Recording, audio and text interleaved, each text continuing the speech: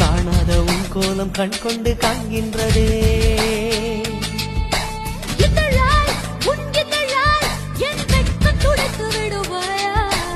அங்கத்தில் வெட்கங்கள் எங்கெங்கு சொல்வாயா? எங்கெங்கு உண்டு என்று பூவண்டுக்கு சொல்லாது தான், அது தான் தேடி உண்ணாமல் பேரின்பம் வராதுக்கான். இன்பமா பேரின்பமா அது வேண்டுமா?